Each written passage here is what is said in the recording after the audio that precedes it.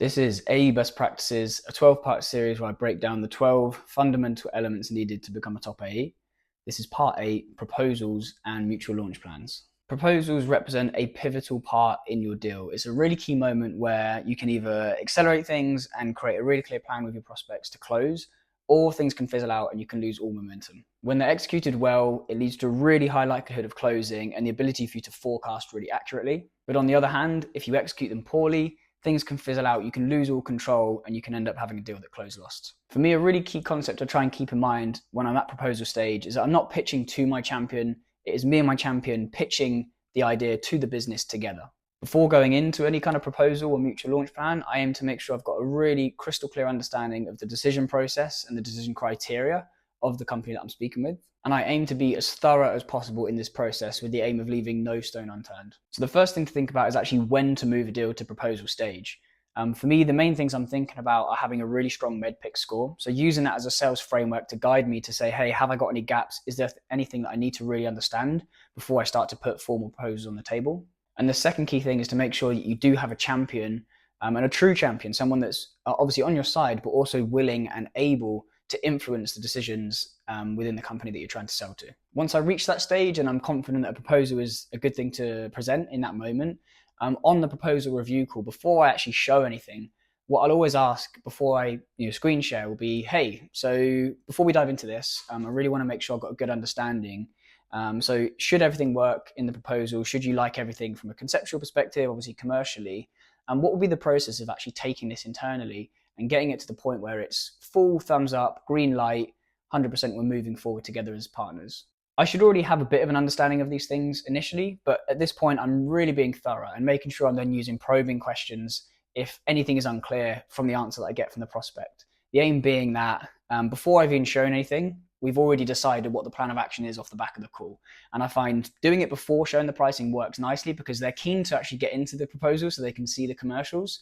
And so typically prospects and champions, hopefully at that stage, are typically quite forthcoming with really helping you understand the landscape in lots of detail. Once I've presented a proposal, I'll look to build a mutual launch plan with the prospect. So obviously, first of all, getting their buy-in to make sure that they are happy with all the language and all the terminology and the commercials, of course, in there. But then I'll pull up like a visual slide, and I find having some visual support is really key because it helps me get everything on paper, but it also helps them visualize their thoughts, which is a really useful thing to making sure that you're being as thorough as possible. It's worth keeping in mind that your champions might either be naive to the buying process or they might be complacent, like they might think they have a good idea of what it looks like, but actually sometimes you need to challenge them. And I find having some framework and a bit of support on the screen helps you kind of challenge these potential gaps in maybe their knowledge, again, or maybe they're just complacency about what the process requires in order to fully onboard you guys as a supplier. So on the screen, you can see an example of a mutual launch plan that I'll put together at the end of that proposal sharing call. Now, the main concepts and the main subsections of that mutual launch plan are the approval process, the legal process, security, and then signature. And I make sure that I go through each of those in turn and really, really understand exactly what needs to happen step by step, who's going to be involved, when they're going to be able to see it, when the meeting's going to be happening for that to be occurring, and mitigating it against any kind of potential risk factors or places where perhaps it could fall down. I find breaking it into those 4 categories typically does more than enough, even for the most complex deals. Ideally, you want to simplify that complexity, and this is a great way to kind of categorize what might need to happen, even with a large complex deal, which this mutual launch plan was actually from an example of quite a long, complex buying process. And then off the back of the call, I'll obviously send a follow-up with a really comprehensive, quick summary of the call, but I'll include a link to that mutual launch plan. But what I'll often include as well is a screenshot specifically of that slide, again, just for that ease of access for people, so that if they're just going to quickly look at the email, they'll still be able to see what we've agreed on. And then one alternative to actually a full formal mutual launch plan can be simple kind of traffic light, color-coded bullet points like this. This might be a bit more appropriate in an SME setting where you've got maybe like a quicker sales cycle and less complexity, but at the same time, you still want to make sure there's a couple of things that are covered.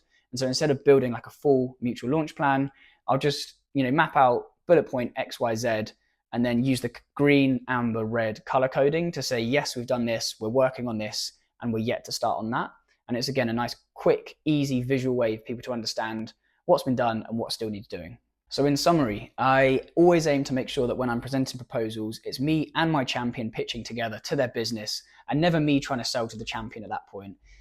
If you still feel like that's the case, then you probably haven't got a champion and it might not be the best moment to actually be presenting a proposal. Execute your proposals well, be thorough, leave no stone unturned, and it will lead to a really clear plan for you to close the deal and forecast the deal really accurately.